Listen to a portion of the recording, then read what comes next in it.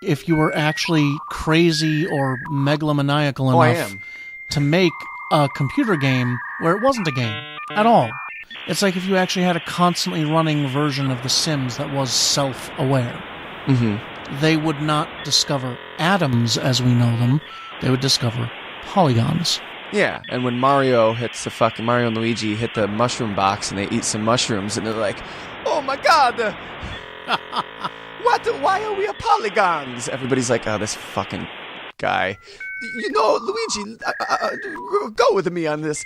You know, like mini games? And Luigi's like, mini games, yeah. And he's like, you know how they're like 2D? Like, what if? He's like, but mini games aren't real, Mario. Like, God. Pardon my horrible, horrible Mario impression. I can do a better Mario if all I have to say is, yeah, wah, oh, yeah. Then my Mario's spotless.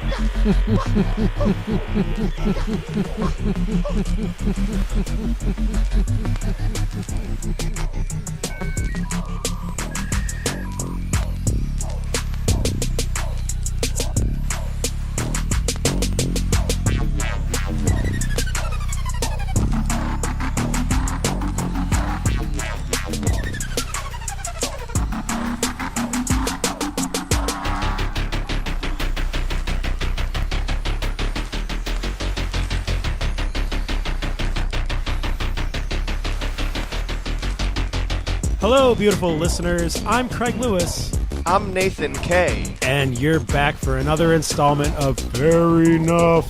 Fair Enough Podcast, the complimentary podcast to Fairpoint Podcast. The other complimentary podcast to Sylph Radio Podcast. Fairpoint Podcast. It is a complimentary podcast to a podcast which we created 2 years after. Hey! I hope there's some Sylph Radio listeners listening because we have a Sylph Radio favorite in the house with us today. He's a favorite all around the table. Oh, the professor is back, guys. Jeremy Vyne. Formerly known as Jeremy Davis. The Mushroom Man. And he's a mycophile. He's not, I swear, I feel like there's some people that listen and they're like... They still don't believe it. They don't believe it. And they're like, he's just saying that to be professional. He loves psychedelics. No, he doesn't. Jeremy has never in his life taken a psychedelic substance. He's never done drugs. Which, if you met him, you would even be like, nah, you're lying. You've definitely done psychedelics. But no, bro, like, you don't have to like lie to me, bro. He's had like one alcoholic drink in his life. Like, that's probably the extent of it. Yeah, which is probably why he's so much smarter than all of us. That's why he is the professor. Because he doesn't need that sort of thing to give him a rush of being alive. No. He just needs fucking ghosts, grass types, and mushrooms. Mushrooms. He loves mushrooms. He's just intellectually fascinated by mycology, just fungus. Like, in general, biologically, it is fascinating. And he is a brilliant, brilliant person. We're not here to talk about mushrooms today. No. Contrary to what the intro may have had you believe. No, but I do think I'm going to guess, Jeremy, that your first love was Egon from the Ghostbusters because your interests are fungus, spores, and molds. Jeremy loved Egon.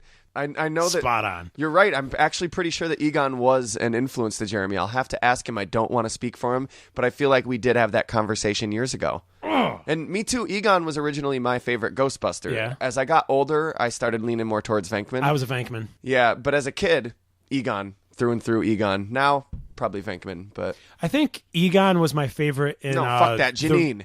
In the real Ghostbusters cartoon. Yeah. You liked Egon's hair? You wanted to model that? Yeah, I did. Well, I had the toy where, like, if you press the button on his back, like, his tie would shoot up and his mouth would drop really long and his tongue would stick out. I have the Venkman toy like that where you press the button on his back and his helmet shoots up and his face stretches out and, like... yeah. He actually has, if you look... Inside the helmet, you can see that it has two pairs of eyes to make the illusion work, so that when his head lifts up, you see the second pair of eyes on top, like bugging out above his helmet. What did the Ray one do? I don't know. God damn it, Stance, what did you do? I have a lot of cool Ghostbusters toys. I have the old lady that turns into a monster, the toilet that turns into a monster, the werewolf, the mummy. So, like, things... But we're not here to talk about Ghostbusters Either. today. No. We're here to talk about a really interesting philosophical and metaphysical idea. Yes, that's right. We're talking about the Rick and Morty episode, M. Night Shyamalama Aliens. There was a Rick and Morty episode about this subject material, wasn't there? Yes, there was. And it was great. Life in a simulation. It's been gaining a lot of traction lately. I've been seeing a lot of posts on Facebook. Have you seen these? No, I haven't. Basically, a bunch of scientists have been in the news recently for saying that it's actually likely that we are living in a simulation. The reasoning behind I hope so. It's kind of like one of those, it's likely according to logic. Sort of like how it's likely that there are planets which contain life according to logic, but there's no actual evidence to say that it's likely. It's just like when we logically consider this, what keeps being thrown at us. This makes sense. So you know what makes sense about this is that would mean that flat earthers and non-flat earthers are both right. It's like the overworld map is a sphere, but then when you go in closer, you're in these individually programmed flat planes. The whole idea behind this, the reasoning behind this is that if we are making ever more realistic simulations, and if our predictions about virtual reality and computers and technology are even close to correct, we will be making simulations that are almost indistinguishable from reality in the future. Oh God! Then it stands to reason that those simulations could make simulations too if they were that close to reality. And then those simulations can make other simulations, and that could actually be our world. So yeah, it would stand to reason. Jesus. Why would we be the first? There's no reason to believe we wouldn't be the first, but there's no reason to believe we would if there's 1,000 simulations within simulations within simulations. So basically what you're saying... Chances are we'd be one of the simulations. Is that this whole... topic and discussion is just a waste of time because they could be and they couldn't be. There's no proof for either way. It's just a waste of time because Todd just has to accidentally fucking delete the wrong file and this is all gone. Yeah, exactly. And fucking just Todd. We thought it was nuclear war with Iran. Oh, whoops. It was really just fucking Todd. Fucking Todd. Employee of the month, you are not. So me and Jeremy, who have long enjoyed having these deep, complex philosophical discussions, decided without any discussion on the matter beforehand, we would sit down and talk about our thoughts on whether or not we may or may not be living in a simulated universe. And very surprisingly, without having a bunch of notes in front of you, you guys didn't make a jumbled mess of things. You actually spoke coherently and concisively to an extent. Jeremy's really good at that. And coherently sometimes. I don't know about concisely. I don't. Yeah. The concisely, not always. I don't do that. That's why I make podcasts and not YouTube videos. You're right. That's why I said to an extent. I had a friend that suggested I make YouTube videos, and I was like, yeah, but I like to rant. I like to get off topic. But I do them with Nathan, so it just would be impossible. Listen, we tried doing the loot crates. So this is a really fun, really in-depth conversation. And, as usual with this type of stuff, we want you to come in with an open mind. If you don't come in with an open mind, you're going to have a bad time. I have an open mind. I don't care what anybody says. I have an open mind. Yeah, that's right. And you're going to be the loser in this 80s ski film movie. So that said, though, there is kind of like one thing that is a few things that I'd like to address before we get into this. There's going to be some trigger warnings, right? Kind of. Well, we talk about a few touchy subjects. Number one, first and foremost, we talk about Donald Trump. And no, don't stop. Don't worry. It's only for a little bit. Really. It's literally 2 minutes in the middle of the thing.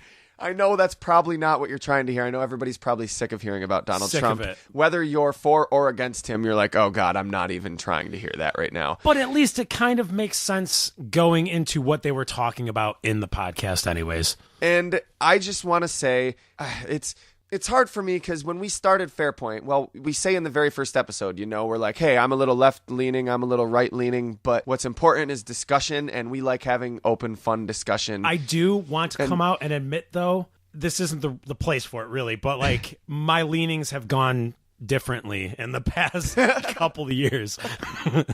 So, okay, so maybe we both are a little left-leaning, but I think that is irrelevant. We never wanted to be politically divisive. No, we do. not at all. We poke fun at everything. We poke fun at things we love, things we hate, and everything in between. Why do you think two of our characters are Barack Obama and George Bush as best friends?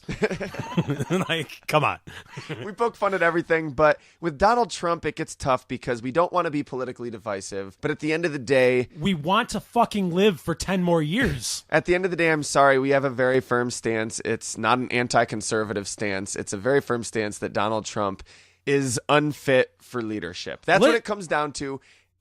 Listen here, big-time Republicans. I was all for draining the swamps, personally. Yes, okay. Drain the fucking swamp, but you didn't realize what swamp he was talking about. He was talking about the actual wetlands. I am a very cynical, outspoken, exaggerative person. I joke and I exaggerate and I speak in these like hyperbolic terms. Also, just saying, I would have been all right if Jeb Bush had won. Like, it's another Bush. That's terrible, but like not as bad as what we got. And whether you agree or disagree, what we're about is discussion. Even if you are a Donald Trump supporter and we're taking a very firm stance that we think Donald Trump supporters are wrong, right? Is that agreed? No. They were, I think, see, okay, you know, you're like, I don't want to go out there and put it out there because there's way more layers to it all, I think, depending on what type of Donald Trump supporter you are. So the lines are open for discussion. See that? I didn't get mad at Craig. I didn't get up and punch him in the face. Come and talk to me. Come and talk to us. Maybe we can reasonably, as adults, come to a conclusion that we both disagree with each other. Yeah. But at least there's that. That said, pardon my, I get it. If you're like, okay, word, I'll indulge you. I'll listen anyway, even though I'm a Donald Trump supporter. And then you get to the point and you're like, oh, motherfucker, you are just being a dick right now. Okay, you're right. I guess I am. I'm sorry. I'm sorry. But that said, I still stand by what I said. And I still love you as a human being. Also, and we talk about it in the episode, but like the monkeys thing, I think it came up in the Betty and Barney Hill episode. From an intergalactic viewpoint, I think the idea of looking at humans as monkeys on a rock hurtling through space is a really interesting viewpoint to take because it humbles you and brings things to this. It brings you to your pre-evolutionary forms. So it's like, I don't know, this should be a self topic maybe. Well, to this perspective, we're animals. We're still primates in a sense. You know, I think biologically primates are a different categorization than humans, but that's all a category we made. Right, you know? but I mean, like, the next step we're going to be taking is just going to be consciousness in a cloud. We're like, we're very possibly, or is it already, Craig? Or is it already? Fuck! So I just can't make it clear enough that, like, when I say monkeys later, it's about human beings being primate creatures, and it has nothing to do with any type of viewpoint that certain colored skin humans are more or less evolved than humans with different pigments, because there's no science behind that. That's just hate. If you want to take it this way, we're taking the fucking term back and we're reappropriating Wait, no, I don't think we can do that. We're reappropriating it to something different. Is that okay? No? Okay. I'm sorry.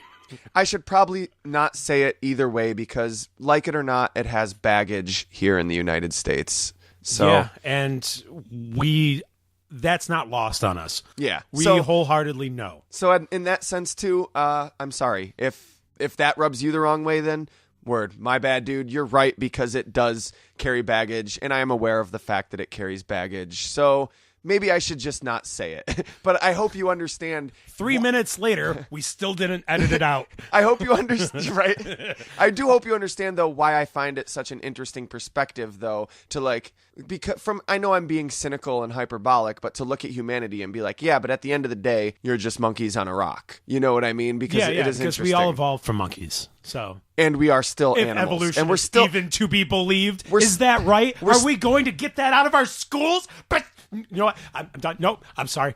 We're gonna. Nope. Okay. Craig, take this. Anger. Craig, take this vaccination. Drink some fluoride. It'll all be okay. Okay. You know what? It's One last point. I do care about the issues I do care about issues of underprivileged people, of the oppressed. What this all ties to is a point where I'm like, look, if I didn't believe that humanity had the ability to explore the stars one day and dramatically reorganize the order of the universe, I wouldn't care what the monkeys did with their rock. So you just like said the whole thing. Yeah, right. And now we could have just gotta fuck let it. We'll edit it out. I already said it. You already said it. But at the end of the day, I'm being hyperbolic and cynical. I do care. It is very important that we care about the issues of our fellow man and woman. And, because simulation or not, we still have to fucking deal with each other in here. We're all in this together. We are. Yeah. So I'm being hyperbolic and cynical, and I hope you can see my point because I was trying to make a point which I believe is a valid point, but if you think that I was trying to make my point in an insensitive way, you're right. And I'm sorry. I'm sorry. I apologize on behalf of Nathan. So, but at the end of the day, I'm just joking, and I respect everybody except Donald Trump. And that's not true. I still love everybody, even Jeff Sessions. I'm done. Enjoy the episode, okay? Yeah. The fun thing to talk about here is whether or not we're in a simulation. That is going to be a lot of fun. I look forward to talking to you about this, Craig, after me and Jeremy talk. Why don't we come back and hash this out ourselves, since all we talked about in the intro was Donald Trump and monkeys. That sounds like a great plan. JP? Yeah. Kylo Ren? Kylo. I don't get it. What if you had robot ears?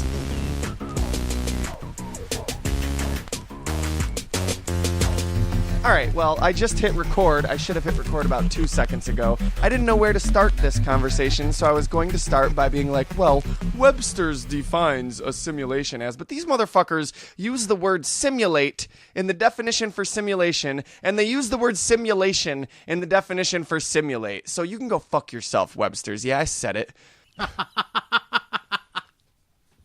Wow. How you doing, Jeremy? I am doing absolutely fantastic. Are you? Yes. Are you, or is the Matrix just telling your brain that you're doing absolutely fantastic? Both. It's both. We're in agreement in this. How was your breakfast this morning? None. Non-existent. You were actually being fed a nutrient-rich pink plasma-like substance intravenously. Oh. Okay. Well then. Delicious? There's no way that we could have gotten through this whole podcast without some type of Matrix talk or comparison. But I think this idea is a lot bigger than just, so is our universe a simulation? Is reality like the Matrix? Are we organisms hooked up to something being fed a simulation, or are we actually a piece of the simulation? And is it an actual computer program? I think it's bigger than just those questions, but I can agree with that. When I think about the subject of whether or not reality is a simulation, because it is something that you think about. Yeah, it is. It's kind of like obvious that it is. Maybe not necessarily straight up we're plugged in like some sort of meat puppet drones, but even if we're organic substructures in some sort of larger atomic design, we're still only the products of what our sensory input is. Yeah, inarguably, reality being that which we experience is a simulation created from a bunch of senses collaboratively creating this isn't what reality looks like. This is just the best way for our senses to give us something that lets us navigate around it. Yeah. Even the nature and simulation of touch, perception, volume, all of it is technical information spit out by a bunch of predetermined factors set up in our brains before we even exist.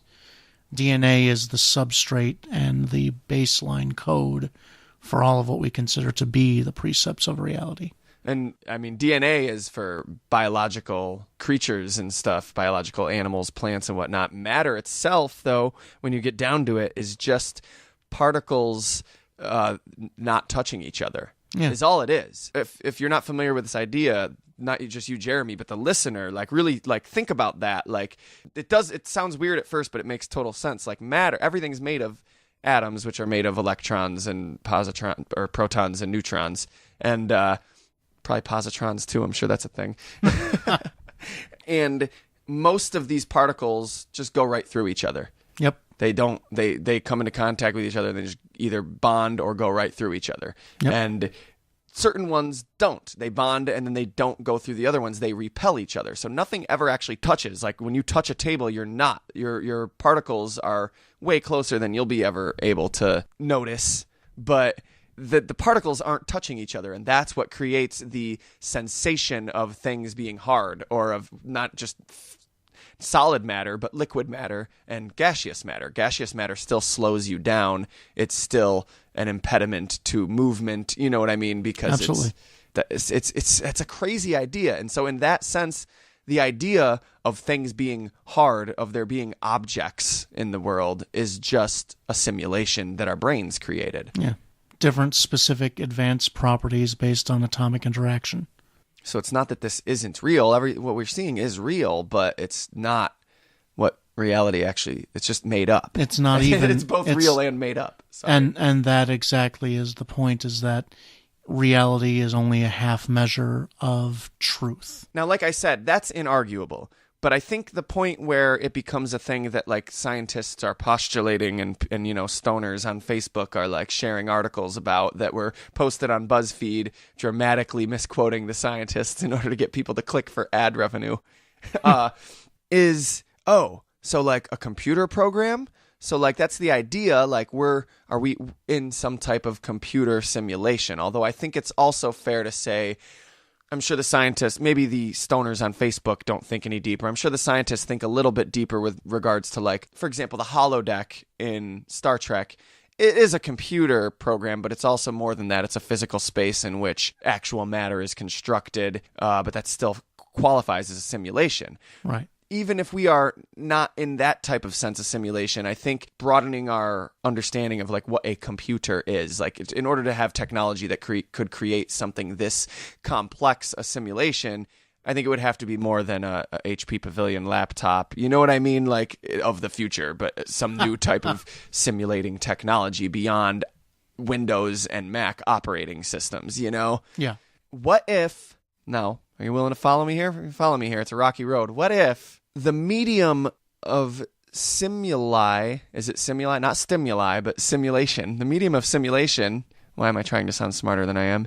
The medium of simulation is itself not zeros and ones and electric current like there is on a computer, for example, but particles and waves. What if particles and waves... What if there's another reality bigger than this, beyond, if this universe and this reality is a simulation within another one, perhaps that reality, things like particles and waves were just something they invented, and gravity and light and perception of matter and energy is all just what happens within that, like, specific simulation. Yeah.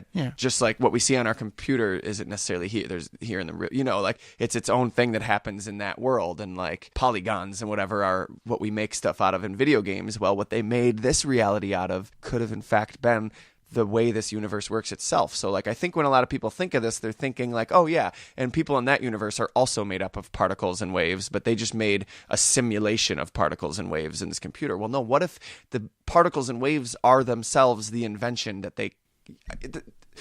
I get it. Speaking clearly? No, I get it. Just like if you were actually crazy or megalomaniacal enough to make a computer game where it wasn't a game at all. It's like if you actually had a constantly running version of The Sims that was self-aware, but only self-aware enough not to realize that it was in a simulation, but to question in an existentialist kind of way its own existence. Mm-hmm. They would not discover atoms as we know them.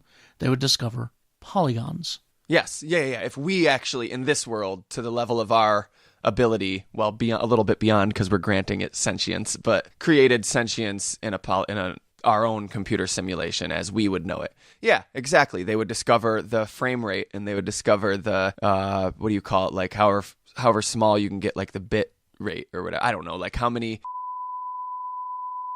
Hey, shut up, Nathan from the past. It's Nathan from the future. The word you're looking for is the resolution. They discover the frame rate and the resolution of the world they live in the same way that we discover, like, the speed of light and subatomic particles. God, I was so insufferably unintelligent in the past, wasn't I? Back to the episode. So they would discover those much how we've discovered atoms and the factors that govern light, gravity, mass, and they would volume. Recognize that as a natural system, yes. Yes, that would be their natural system. And in fact, because they're only housed within mediums of motherboard circuitry, they literally would find it impossible to even interact with our world. Yeah, and when Mario and Luigi hit the mushroom box and they eat some mushrooms and they're like, oh my god, why are we a polygons? Everybody's like, oh, this fucking guy. And he's like, no, but why though? Why are we a polygons? But it's a legitimate, also kind of like part of the darker end of thinking of this thing. Like, if we are a simulation, what if we are very much... I'm sorry, but Mario's like, Luigi, go with me on this. Like mini games? And Luigi's like, mini games, yeah. And he's like, you know how they're like 2D? Like, what if there was another level? He's like, but mini games aren't real, Mario. Like, oh, God. Too many Mario parties. I'm freaking out, man. Pardon my horrible, horrible Mario impression. I can do a better Mario if all I have to say is, yeah, wah, whoo. Then my Mario's spotless. All right, I'm sorry. But no, it's kind of the sobering effect of if we were in such a completely constructed simulation of reality, and we ourselves were not just plugged into it, but also literally a part of that simulation, we might be, or very practically probably would be, incapable of ever meeting or ever knowing the intentions of our creators. We could never reach out to them. We could never truly communicate to them. Even if a video game became self-aware enough to discover all of the facets of its program, the nature of it, the most you could ever truly do is text them back on the screen and hope they reply. Maybe. Because if we were self-contained like a program in a laptop, how do you transubstantiate that? Well, your entire existence is based upon circuitry, motherboards. You're self-contained in an environment that can only contain your stretch of reality. I hear you. This is a really interesting problem to think about. I'm thinking about it. I'm not necessarily agreeing or disagreeing with the thought because, well, I have one thought, but it challenges that idea. It's a good juxtaposition to it, but I don't think it necessarily contradicts it outright. It's just another idea. But what if, so we all know microcosm, macrocosm. So like in many ways, the universe mimics itself in the way that, like, for example, an organism on Earth functions a certain way, but Earth also functions like an organism. And if you look at other greater systems, they function mathematically similar to smaller systems until you get to the quantum level, at least.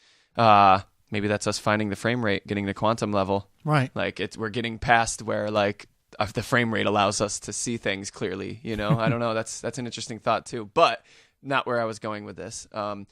I've long had this idea that perhaps since the Earth is almost like an organism itself, perhaps the Earth is also able to give birth the way that organisms on the Earth do. And maybe that's what's happening with humanity, this animal that's learning to exist outside of its mother. It's learning to leave the uterus. We've been poking our head out here and there.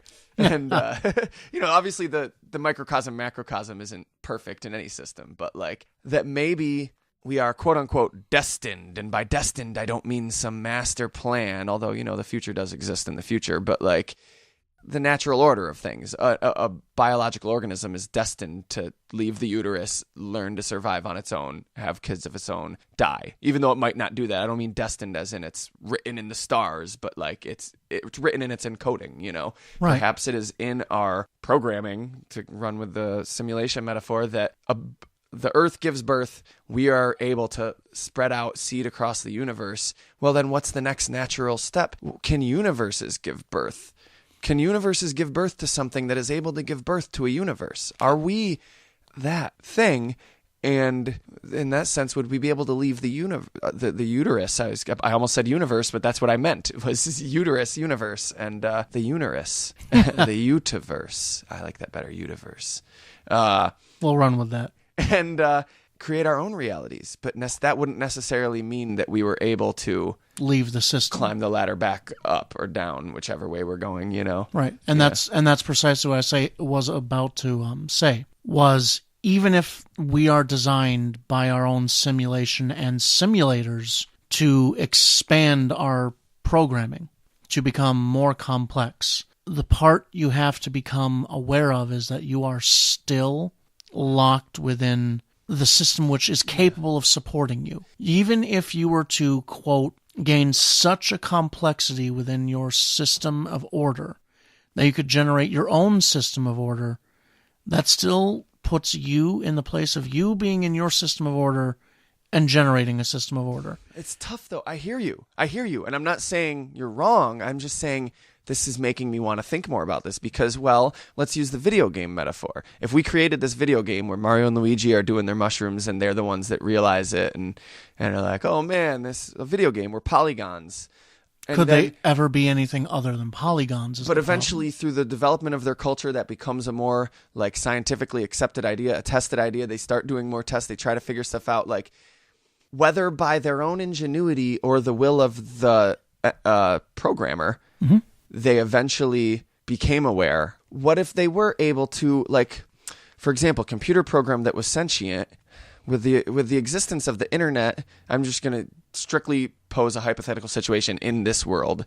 Like with the existence of the internet and like the way industry works and stuff, like theoretically could get to a point where it can like start manufacturing, building things in the real world. It could build computer systems. It could do experiments in the real world if it became smart enough and aware enough of what this world is and found out through scientific measures, because you can do science in a video game. All science is the scientific process, throwing ideas against the wall and seeing if they break, and was able to start discerning things about this world, learn about it like millennia down the line. If that program's still running, let's say we even all died and like that program was just left running, and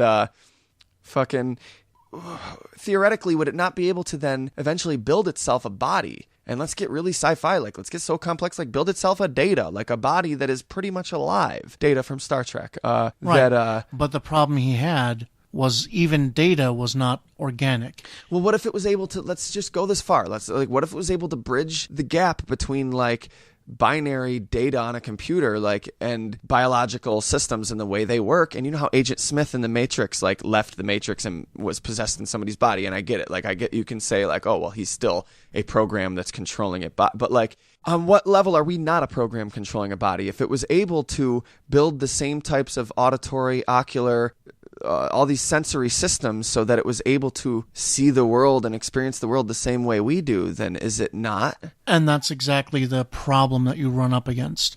They have no conception of our idea of photonic light.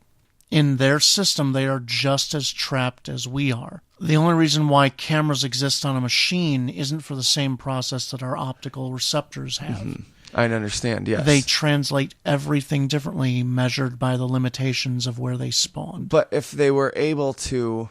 It's kind of like matter itself. When we press up against things, we're never actually touching. Mm-hmm. Where we never truly experience the fullness of matter because we don't interact on that level. We are all bound by the systems of limitations of our reality. So are you saying then that it comes down to, because this reality that we know that we created the game in is just a dependent on human observation in the first place? Mm-hmm. So unless you're a human observing it, it just doesn't exist in the first place, so there would be no way to even detect it? Because there is some concrete reality. Right. So are you saying then that even if it did that, what it would detect out here, or what it would start to come upon out here, would have nothing to do with what we detect? But it would. But then why not? If it detected particles and recognized that certain particles bond together and push each other away, if biology developed the best way to navigate something around that is through sight and tactile sensation. And this is where you come along mental conception versus physical ability. So we can conceive of something like the fourth dimension, right? We can conceive of it mentally. Meaning time? No, not meaning time. The fourth Just in general, spatial like, dimension. okay, gotcha. Yes, okay. Where hypercubes exist, that kind of thing. Yeah, we can kind of conceive of it, but we also can't at the same time. Cannot, because we never have existed in that. And even if a being from the fourth dimension lifted us up in there. But that's why I'm saying given millennia, though. Even given millennia. There were things that we weren't capable of doing before we had evolved down the path we evolved down. You know what I mean? Like, yes, but there's still a difference, right? Even given enough time where we can have the minds advanced enough to truly conceive. Not just the minds, the physical body, the technology, the fusion of the two. Technology can only go so far when it's still based upon the principal foundations of the matter in this dimension, in this portion of Why physics. not, though? Why? Because if we're using this metaphor of the video game character, if Mario's consciousness in that system had become so advanced and he had built... I guess I see, but like... No matter how many... There's no way that it could leak to the rest of the technology in that computer system that is hooked up through the internet to all of human knowledge? Even if it was hooked up to all of human knowledge, it processes it in a different way. It experiences it in a fundamentally different way. But look at everything we've figured out with science. You don't think level. Using science, a tested system, that it's possible that it could, after millennia of scientific progress, it could... And that's the limitations of science, is there are limitations in everything. Even using a scientific principle, we can only theorize about, for instance, the fourth spatial dimension. Nothing is certain, and nothing can be certain unless we found a way to break into it. And even then, our tools are all systemically based upon what we are. I think, okay, here's what I think then. I think saying it's impossible is saying you know something about it that we are not at this point capable of knowing. Maybe it's not impossible. We're not capable of knowing that right now. And that is equally valid. Which is cool, because I was going crazy trying to get to that thought. I'm like, there's just something here that, like, I don't disagree with him, but I don't agree with him, and I can't figure out why for either. Like, and that's it, I think. Like, I think that's what it comes down to. But in the current frame rate, if we were literally talking about, for your example, Mario. Okay. Mario exists on a platform gaming. It is literally an entirely But we're talking about system. a Mario that was created in a simulation that was meant to be the closest simulation to this real world as possible, and he was conscious, and it's three-dimensional in its It isn't even necessarily three-dimensional. That's the other problem. It's programmed to be, I guess, then perceived as such. Exactly, because we perceive in four dimensions. To imitate it. It's a simulation. Down.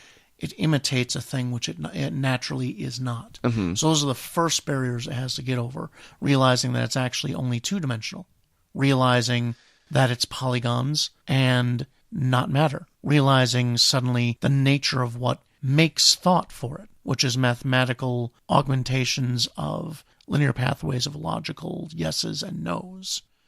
It has to suddenly learn all of that about itself and everything around it before it can even begin the process of conceiving of what we truly are, its programmers. So think about this. This isn't necessarily a response to what you're saying, just a thought that's been developing from this conversation. So I don't want you to think this is like challenging what you just said.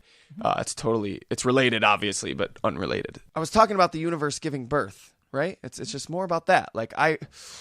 So I don't believe there's any reason to think that universes don't give birth to other universes. I don't think that's a weird thought. I think that's a totally rational and reasonable thought. Like, it's only a weird thought if you're like, yeah, but I mean, humans are alive and animals are alive. The universe is just dead. But it's not. We're all made out of the same, like, if you want to use that, like, mechanical way of looking at it, then we're just as dead as the universe. Right. So... The other thing that I think of when you say this is think of all the video games we currently play. How disappointed would they be if they were someone like the Dovahkiin from like the Elder Scrolls games? They come here, even if they were to like come here And They'd be were like, oh wow, successful. my world was way cooler than this. Yeah, they don't have swords anymore. They have to pay taxes. What if we Magic went there? ain't shit. We care so much about how much it sucks, like how much life on Earth sucks. It sucks that humans are mean to each other. It sucks that how could a loving God create the problem of evil? How could a loving God create evil and pain and suffering? And then what if we left and we're like, oh wow, this is boring. You guys don't feel anything. I'll take suffering back. And that might be the ultimate proposition of when they do produce realities where they try to fully escape in. That was their fantasy. Was like, what if there's like a world where you have preferences and it's actually something to postulate about the nature of if we are in a simulation. Why did they do it? Yes. Oh man, we're getting so many. Okay, hold on. I want to bookmark the ideas that we're talking about so we don't lose any of these, because we don't do that, and I think we leave loose threads sometimes. So let me bookmark a couple ideas on a little text document real quick. All right, if they did it, why did they do it? Let me finish my thought, and then let's do that. Yeah. Okay, so if a universe is giving birth, first of all, I don't think it's that crazy an idea to think about that it naturally happens for the reasons I just stated. And if it does happen, well, how does birth happen with a human? Well, the two different humans have sex. I'm not saying that universes have to do it, because amoebas don't give birth that way. There are life that does not give birth this way, but any life. We could dissect how does it happen with an amoeba. We could dissect how does it happen with a human. I'm more versed with how it happens in humans than amoebas. So, like a sperm cell is motivated to go and find an egg cell and go into the egg cell, and then like cellular mitosis happens, and like there's certain proteins that do certain things, and I'm not the smaller We're getting down very, very sexually graphic here. Right? No kids should listen to this episode. NSFW guys. Making a zygote. Oh yeah. So, obviously, I don't know exactly how all that works completely. I don't remember completely how it works, and I don't completely understand why it works the way it does, because magic. We get to a certain point, and that's what it is. It is magic.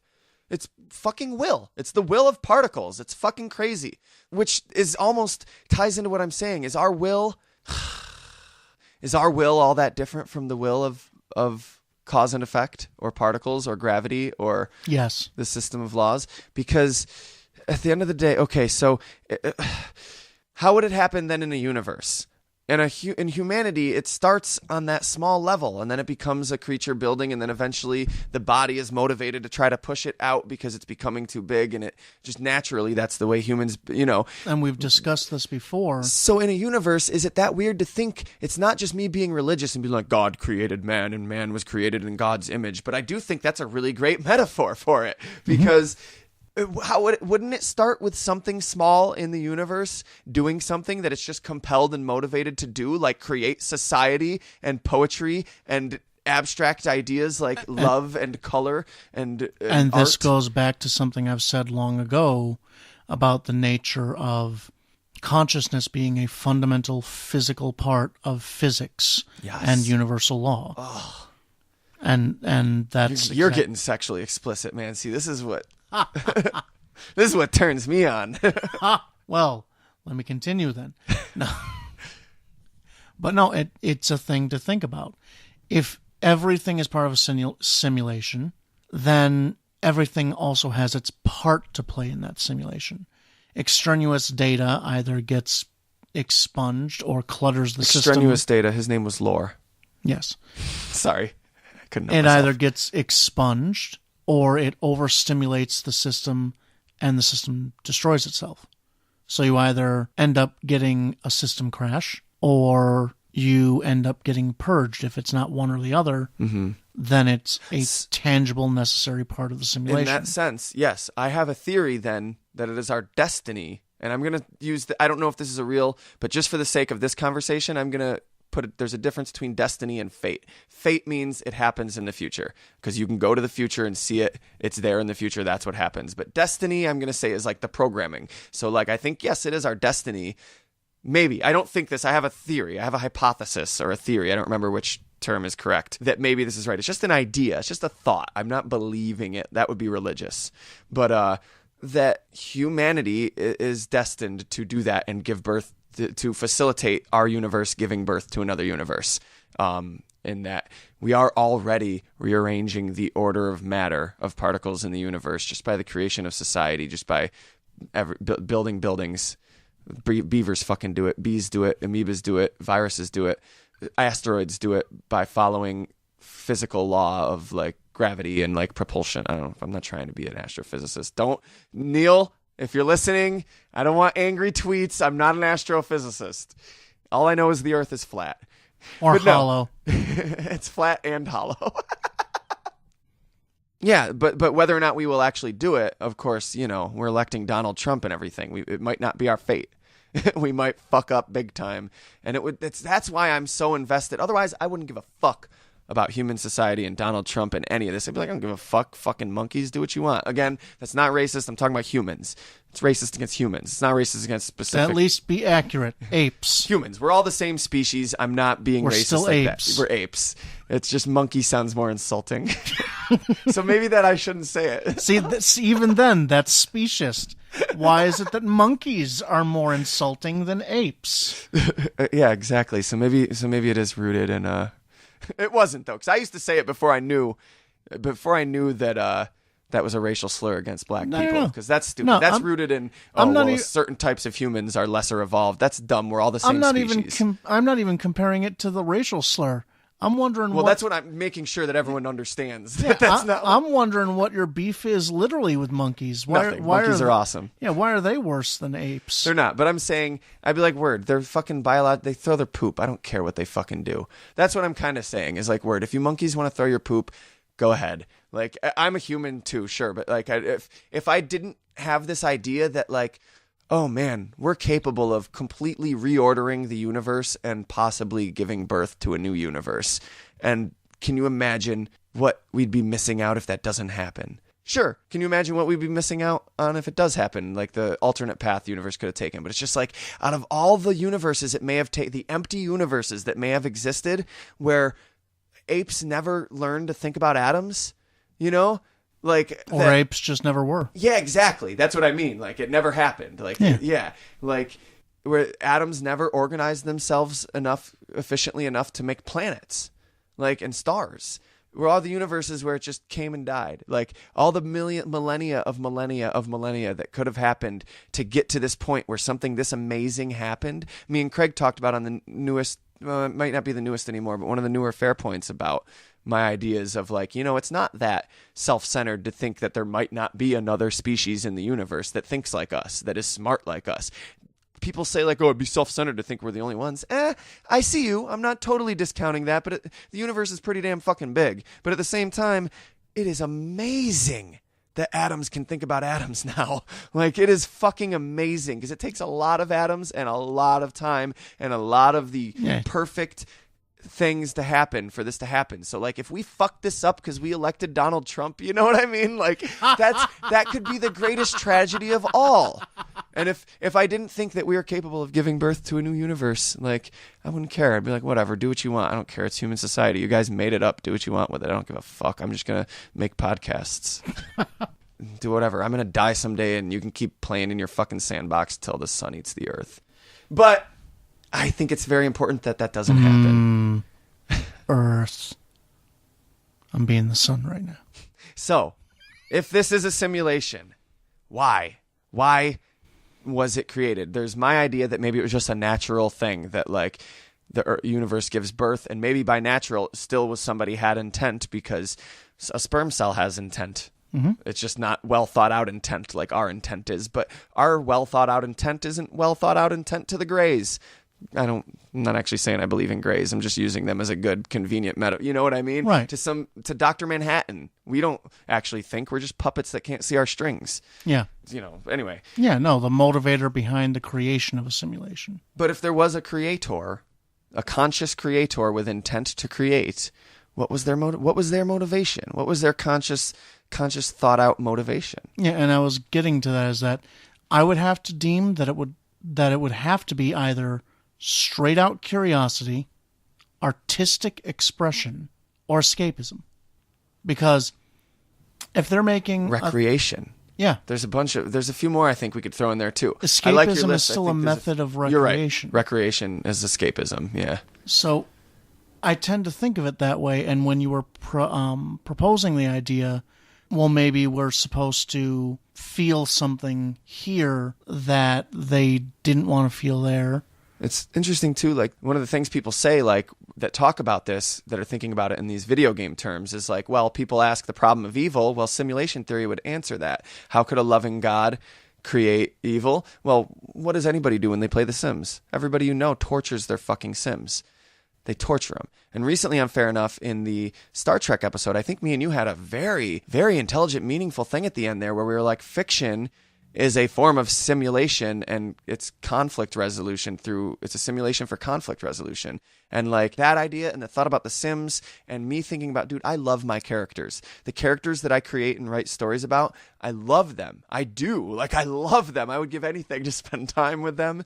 And they would hate you because you also generated all the problems in their life. Yeah, right? But what do I do to them? I put them through hell. But then you know what happened? Why do I put them through hell? For a few reasons, but one of the reasons is, well, they learn stuff. They grow through being put through hell. And the real world works the same way for different reasons. But maybe it's the same reasons. When you put them through hell, you discover a deeper part about yourself. That's the point of fiction, is for... that's the point of fiction. Hold on. Like, I hope I don't lose some of these thoughts I'm having, because there's so many that are very lengthy, so it's hard to like organize them. But like, the point of fiction is to create this conflict resolution, to see characters grow. That's what people want to see in a TV series. Even if they just want to be entertained, that's what's entertaining, is to watch these characters start at one point, come up against conflict, and grow. And the real satisfying. world works like that. Sure, there's Hollywood rules that we make up because it's also sometimes wish fulfillment in movies. It's a technology like simulation. You can use it for many purposes: recreation, escapism, science. Perhaps it's to test out scientific theories in a simulated environment, which is still conflict resolution on a logical order. Like, let's see, but maybe even wish fulfillment is a conflict resolution. You're saying like artistic expressions. Maybe it's artistic for the same reason that somebody stands naked in the cold in New York City for a week or something. You know what I mean? It's their art, and the same reason somebody makes a song, and the same reason somebody writes a story, for artistic reasons, just to create art.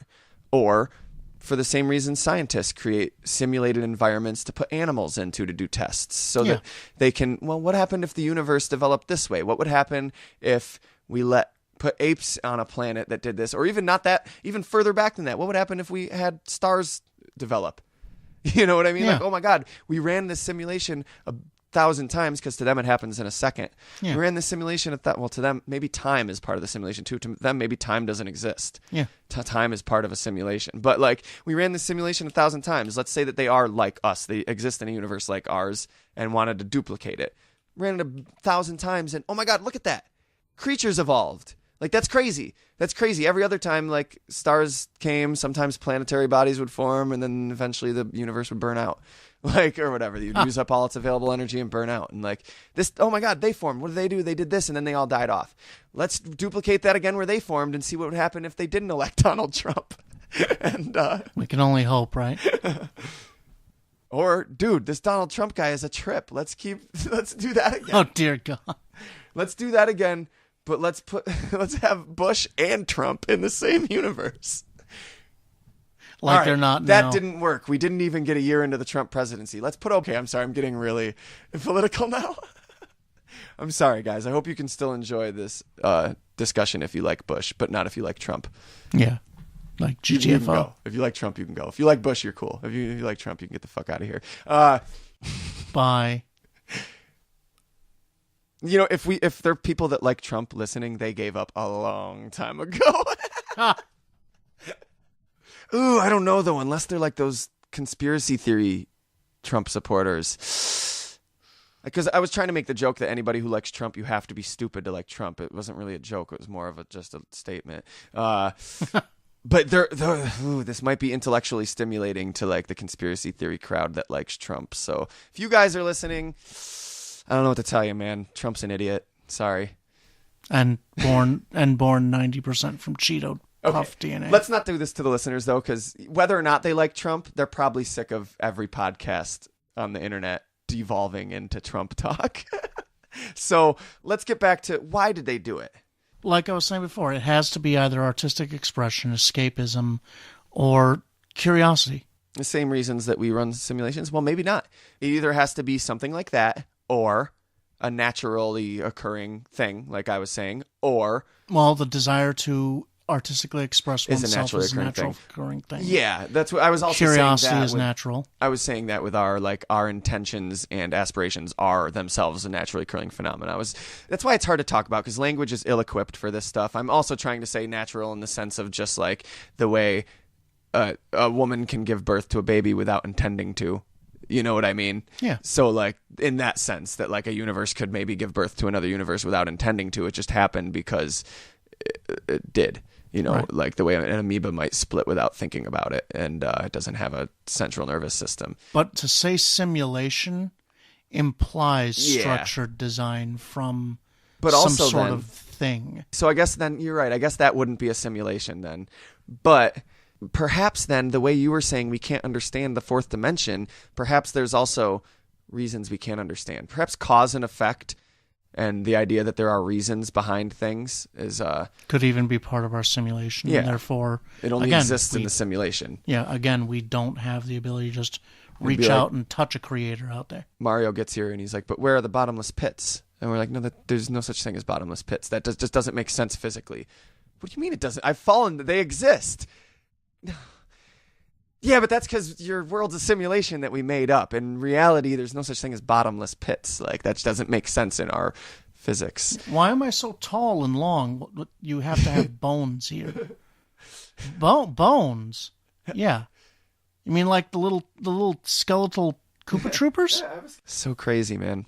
The world is crazy. I'm really honestly starting to lean towards the idea that we are in an intentionally created simulation. It's something I specifically talked about when I talked about my idea about the afterlife and how we basically become what we drag with us. And that consciousness is kind of the point. Matter without observation is nothingness. Interactions between reactions are unobserved and therefore become inert without observation. Consciousness is the point of reality. Mm-hmm. So all that which is contained within the observational effect changes, becomes mutable and transmutable, and remembered. Memory produces layers. Layers produce progress. And observation produces time. Time is a linear, conscious construct. The whole point of what makes existence flow is the perceptive factor. So even if reality weren't a subject of simulation from an external creator, it is still an internal simulation created by ourselves, by a desire and need to observe and understand. What if we're going about this all wrong, and we're thinking of something outside the system creating this simulation, but we're going the wrong way? Instead of going infinitely big, we should be going infinitely small. Maybe it's the electrons. We use electrons currently to produce simulations. They seem to have will. Mm-hmm. You know, like that. It drives scientists fucking crazy. Like that. Your entire brain remembers things based on processes of electrical patterning. Perhaps it's the electrons willfully creating this simulation so that they can understand. It's all connected. It's all the same thing. I mean, isn't there a theory too that it's all the same electron? Yeah. That it's the same electron just hopping through time? Like that. If you don't get that idea, if you listen to our Santa Claus episode, we talked about the idea that if Santa Claus uses time travel to facilitate delivering all the gifts in one night, that would mean on Christmas night at any given moment, there's like 1,000 Santa Clauses on the earth at the same time. One's in Uganda, one's in America, but it's all the same Santa Claus. It's just he went to America and then he time traveled back to the same time as he was in America to Uganda. And so he was in both places. And like, you know. We are the Santa. But like in that sense that the electron time traveled to the same moment over and over and over again to create all of existence and all of reality. And every time it relearns something through running through our brains, it updates itself and continues onward and becomes the next stage of... And yeah, it must be so boring being the only thing in the universe. So of course you would create suffering, because you're so bored. Are you familiar with Vsauce, the bald guy? Hey, Vsauce, Michael here from Vsauce. Blah blah blah. Crushes the little old school Nintendo cartridge. Yeah. I love one of the best channels on YouTube. He has a show on YouTube Red now, which you have to pay to watch, but the first episode is up for free, and I encourage you to watch it. It's so great. And he locks himself in a tiny room with nothing but the bare essentials of like a protein drink thing for his dinners, water to drink, a sink, a toilet paper, and soap, and a bed with blankets, and that's it. And there's a camera built into the wall so he could go talk to the camera about like what he's going through and whatnot, and that's it. Because they say less than 3 days in that type of situation could cause actual brain damage. Watching it gave me anxiety. Like, just watching it, I had to get up and pace. Like, oh my God, just doing that simulated in my mind. So in this episode, though, they did an experiment where this guy showed up to volunteer for the experiment. And while he's waiting for the scientists to come in, there are 2 paid actors in the room waiting with him. And they're like, eventually the doctors will come in and they'll take all 3 of the people and be like, we're going to take you all to your own rooms. And then a doctor or whatever is going to come in and we're going to conduct the experiment separately. So they're like, okay. So they bring them, while they're sitting there, one of the paid actors is paid to do this, picks up this button, like this toy button, as he gets up and starts wandering around the room because he's bored. They're waiting. He picks up a toy button and he presses it and he's like, ooh. He's like, shit, it shocks you. And he's like, try that. And so the guy who's not an actor tries it and he's like, ooh, what the fuck? He's like, I'm not doing that again, and like, then when the doctors come and take him off to his own room to be by himself and wait for the other doctor to come in to conduct the experiment, this is the real experiment. They leave him there for a half hour by himself, and then one of those buttons is in the room. He ends up pressing the button twice because his brain prefers that to nothing. Your brain does prefer stimulation, which is why you can't stand being locked in that little room. Your brain will fucking go crazy. It would rather be hurt than nothing. In that experiment, he hits the fucking button twice. So in that sense, an electron, being the only thing in the universe, would absolutely create Seek pain. every form of stimulation. Yeah, it's fascinating, man. The world is a fascinating thing. And even then you get to like, well, wait, where did the electron come from? Which is the age-old, well, if God exists, who created God? That's a real question. Not whether or not you believe in a deity. Well, what the fuck? What created us? Mm-hmm. Is a question you can always ask, and that's why science has no end point. But where'd that electron come from? Maybe that's why the electron created the universe. So figure that out. It didn't know. It's just it didn't have a complex consciousness enough to ponder the idea. So it needed to build things. It had the inherent organized. sense that, wait a minute, like when you're in a dream and you're like, wait a minute, I don't know what's going on, but I can tell that there's something up right now. I'm in a simulation. Yeah.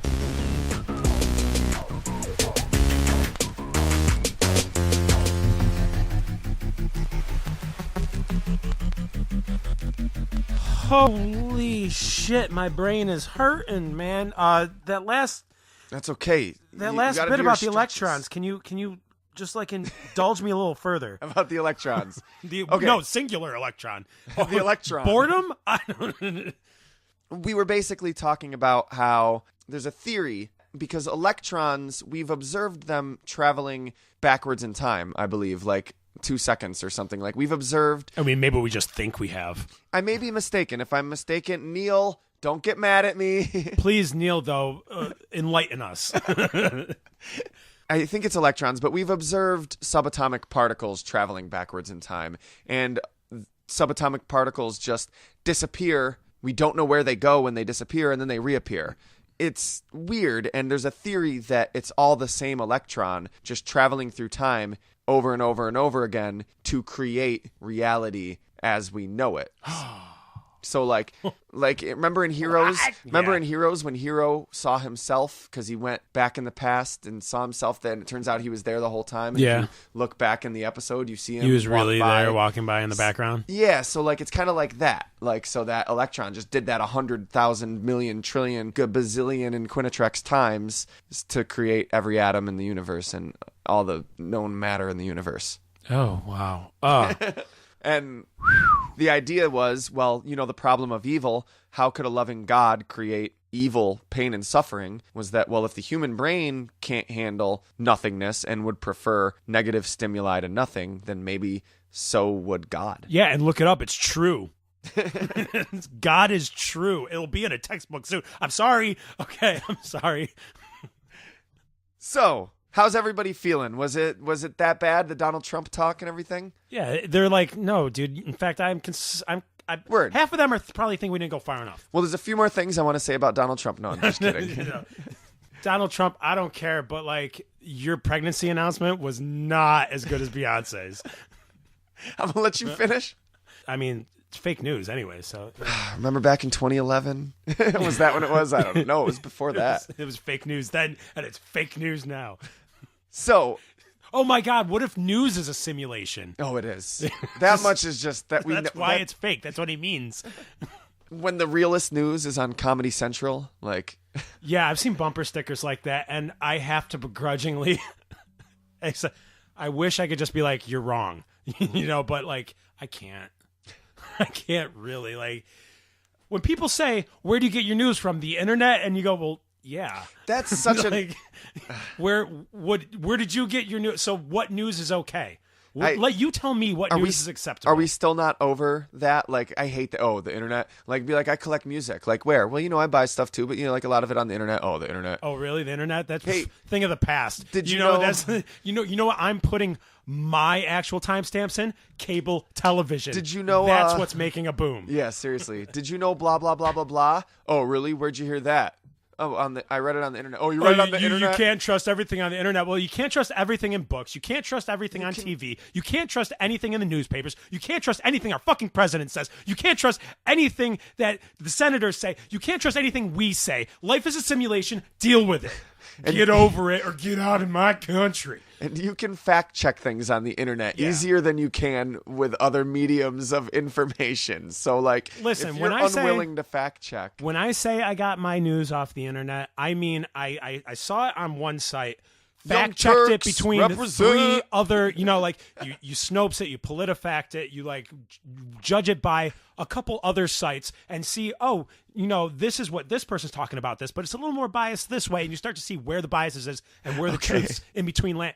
Okay, I'm not going to tell you how to fucking fact check shit. How about figure it out on your own. Life in a simulation? I want to know, what are your thoughts, Craig? My thoughts is this is getting. We need to chill this out. If a simulation is what's real, oh God, fuck. Okay, if we're really in a simulation and life is a simulation, we lost. we were wrong. So this we is the point it up, where and this is where they hit the reset button. Yeah, where you don't even bother finishing out the level. Where you're just like, dude, I'm not going to finish this with 2 hearts. Yeah, and you just like you fucking saved at the wrong spot. So you either have to redo 5 hours of gameplay or like you're fucked. We accidentally hit save state right after Donald Trump got elected instead of load state. We're like, fuck! I meant to hit load previous state. So yeah. Simulation was a bust, and now I'm starting to hope maybe it is a simulation, because in that case, at least the world will prevail. Well, I feel like really it's almost irrelevant at the end of the day whether or not it is, because things are the way they are. Either way, this is how things are. And we have to deal with what has happened, and we have to move forward. Like E equals MC squared either way, Yeah. So we can't change it to E equals M2 And I don't mean cubed. to say it doesn't matter. I do care about the issues. I just mean, at the end of the day, if we're in a simulation, things still are the way they are. Why are things the way they are? Because if they were any other way, they'd be different. At the end of the day, we need to just not finger point and try to pose solutions together. We don't finger point, but do pose solutions. Yes. Okay. I thought that's what I had said, but if it's not clear, I want to clarify that is what I meant. Cool. So let's all like band together, get a bunch of people to jump up in the air at the same time, so it glitches the simulation. We could jump out of the simulation, and then we could realize that we're in another simulation. And you know what we need you guys to do? We need you guys to show us what you got. Hit us up. Yeah, you gotta get Facebook. Yeah, go to a Facebook page. Fair Point Podcast on Facebook. It's not Fair Enough Podcast. We don't see any reason to give the complimentary side series its own page, at least not yet. Maybe if it grows into something bigger. We're approaching the 50th episode pretty quickly, man. Oh, geez. Are we going to do something or no? I don't No, know. it's fair enough. So, listen, we have so many plans for Fair Point. We have to let enough be enough. Literally.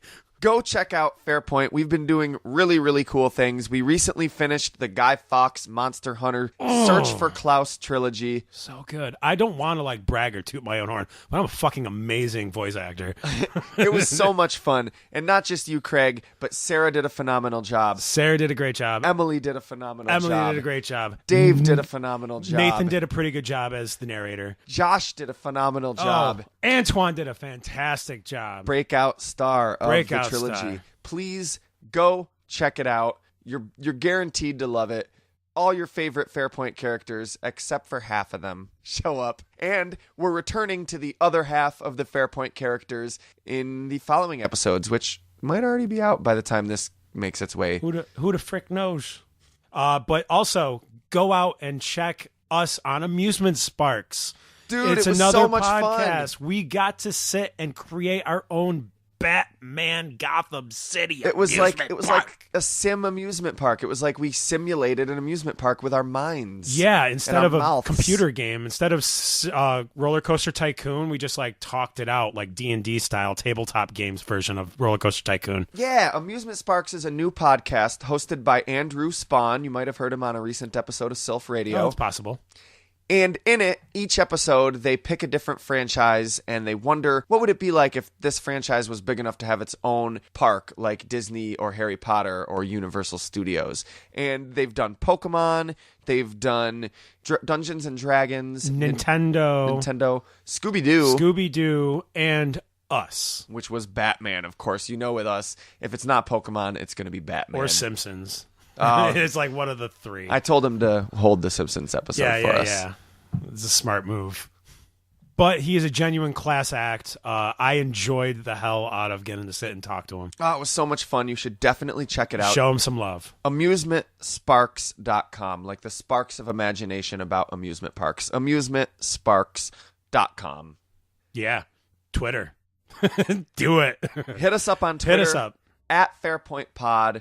Please get a hold of us. We want to keep that dialogue between us and the fans open. Yeah, keep it open. Let's like share memes and shit. Who knows? Let's do it. Let's do it.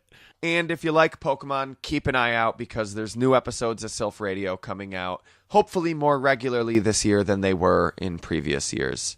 We're working on it. I'm sorry. We're sorry. Don't be sorry, Craig, because we're doing better than we've ever been doing before. Instead, let's just look forward and create solutions. Let's look forward and create solutions together. Hey, everybody. At the end of the day, it might all be a simulation. So I know things sometimes suck, but we're all in this together, and that's a good thing. Yes, that is a good thing. Thank you, whether you agree or disagree with us. Thank you for listening to the end. Thank you for your continued support of our podcast. And thank you for smoking. No, I'm sorry. That was actually a good movie, but... Oh, wow, I forgot about that movie. It's been a while. Yeah. But thank you for everything. That's what I meant to say. Hey, we got this, guys. We'll do it together. Let's take care of this fucking rock, and let's figure out how to leave it. Yeah, absolutely.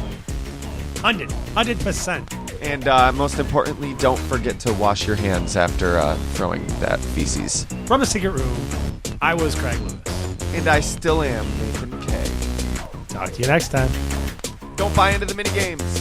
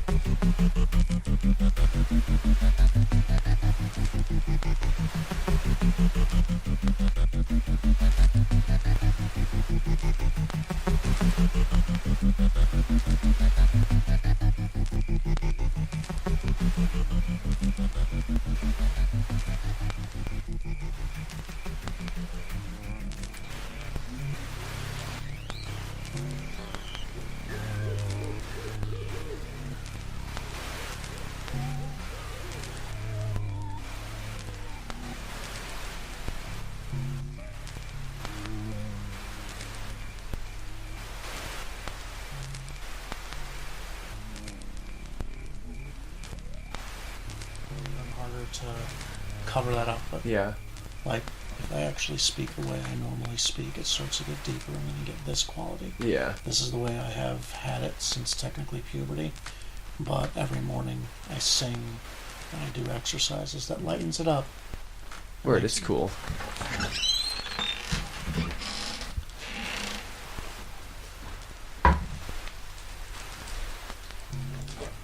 Because when my mom started hearing it,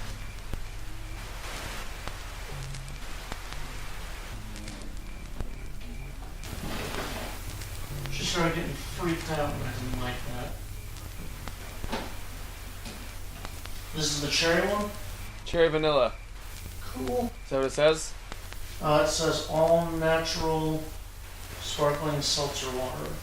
No, it should be red and it says cherry vanilla. They're not in the box. They're in the fridge by the box. Oh. Thank you. Because I only have a few of the regular ones left and I need those. Yeah, no problem. I can't drink. I can like take a sip of those, but I just don't like them. I'm trying to keep drinking it. I like vanilla milkshakes, but other than that, I don't want vanilla in my drink. I want something. I like plain, but if I have to have a flavor, I'd rather have fruit and not cherry. Okay. All right. But they are good.